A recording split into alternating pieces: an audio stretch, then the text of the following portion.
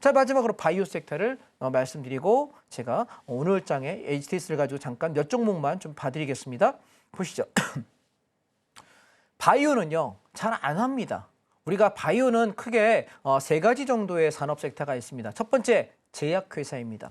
약을 제조하는 거고 개발하는 거죠. 야, 여기 신약 개발했다더라. 여기 관절염 약을 개발했어. 아, 여기 류마티스 관절 저기 했어. 비만 치료제가 됐어. 당뇨약이야. 암 치료제야. 항암제야. 와, 제대로 된 거 만들면 대박 나겠죠. 왜? 그렇게 치료를 원하고 약이 필요한 인구가 환우들이 많기 때문에. 그런데 내가 임상 1차 합격, 2차, 3차, 4차, 5차까지 했는데 아직까지 약이 출시되지 않은 게 되게 많습니다. 혹시 기억하십니까? 2020년도에 셀트 모 회사의 서모 회장님께서 이런 얘기를 하신 적이 있습니다. 우리가 뭐 한다고요? 코로나 백신을 만들겠다고 당시에 문재인 대통령하고 약수하시면서 굉장히 당당하게 발언을 하셨던 것이 여러분 유튜브 영상들이 굉장히 많이 떠 있습니다. 우리가 만들 수 있습니다. 개발하고 있습니다. 하겠습니다. 그런데 여러분 몇 년입니까? 2025년입니다. 서 회장님 5년이 지났습니다. 백신 어디 갔습니까? 우리나라가 코로나 백신 만들었다는 얘기 여러분 들어보신 적 있나요? 전 아직 못 봤는데요. 제가 신문을 하루에 매일매일 무지하게 보는 사람인데 아직 기사를 본 적이 없습니다. 여러분, 바이오는 그런 겁니다. 이해하시겠습니까? 오너가 아무리 하겠다고 해도 아무리 개발자가 만들 수 있다고 외쳐도 여러분 그거는 그냥 쇼맨십입니다. 그렇게 우리 생각합시다. 투자자 입장에서는 그게 맞습니다. 그래서 제약을 하는 건 약을 만들어서 임상을 1차, 2차, 3차, 4차 이공계에 나오시는 분들 아시겠지만 임상 4차, 5차 하고도 상용화에 실패되고 부작용 때문에 접는 게 무지하게 많습니다.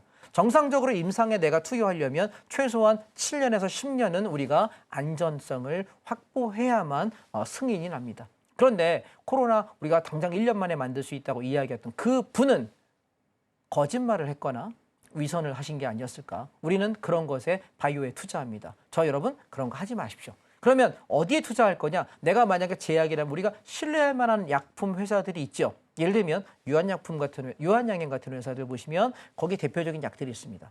녹십자 보실래요? 한미약품 보실래요? 우리가 그렇게 아주 전통이 있는 수십 년간 쌓아오면서 제약 바이오 분야에서 이력을 쌓아온 신뢰감 있는 회사들, 그 회사들이 갖고 있는 특정 약 분야에서 매출이 증대되는 구간들이 있거든요. 여러분 그걸 투자하십시오. 제약은 그게 맞는 것 같습니다. 두 번째입니다. 제약 중에 복제약이 있습니다. 우리가 여러분 약국 가서 저 감기 약을 좀 주세요라고 이야기하면 우리가 알고 있는 A라는 회사 거를 내가 이거 약 만약에 하나에 5,000원이에요. 그런데 약사분이 이것도 괜찮지만 이거 말고 요거 사시면 조금 더 저렴한데 약 효과도 상당히 좋아요. 이 5,000원을 3,000원이면 돼요라고 이야기하는 약들 있지 않습니까? 여러분 제가 알고 있는 지인이 약사신데 이런 얘기하더라고요. 그게 복제약이래요. 무슨 얘기인지 아시겠습니까?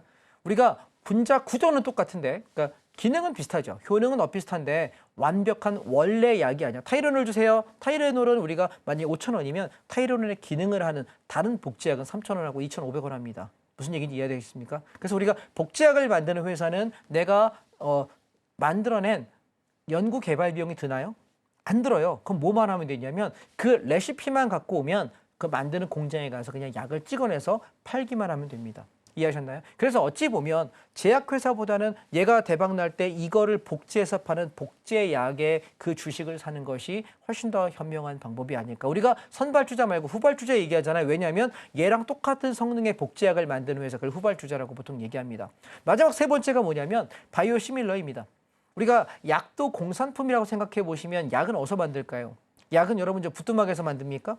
약방 옛날 저기 시골 약방 가서 만드나요? 아니에요. 약도 공장이 있습니다. 그럼 제약을 할 수 있는 약을 만들 수 있는 전용 공장을 갖고 있는 회사들은 대형 몇 명의 제약사 말고는 없거든요. 그래서 대부분의 회사들은 약을 내가 연구하고 개발하고 만들다 보면 실제 돈이 어마어마하게 천문학적으로 들 수밖에 없거든요. 그러면 제대로 된 약을 만드는 공장을 갖기가 어렵습니다. 몇몇 회사를 제외하고는. 그래서 우리가 위탁 생산 업체를 갖는 것이 되게 중요하다. 그중에 대표적인 게 삼성바이오로직스 말씀드리고 있습니다. 그래서 여러분 제가 만약에 바이오 관련 회사를 여러분이 투자하고 싶다면 어중간한 거 하실 바에는 삼성바이오로직스 조정 나올 때 그거 한 종목만 패시라고 무지하게 말씀 많이 드리는 거는 걔는 망할 가능성이 제로입니다. 왜냐하면 약을 만들고 싶은데 그 약을 만들 공장은 제한적이거든요. 그럼 나는 어디다 의뢰해야 될까요? 삼성바이오로직스에다가 이 약 좀 만들어주세요. 내가 기껏 개발했어요. 근데 내가 생산할 공장이 없어. 어떻게 팔 겁니까? 그러니까 우리가 생각을 조금만 역발상을 해보신다면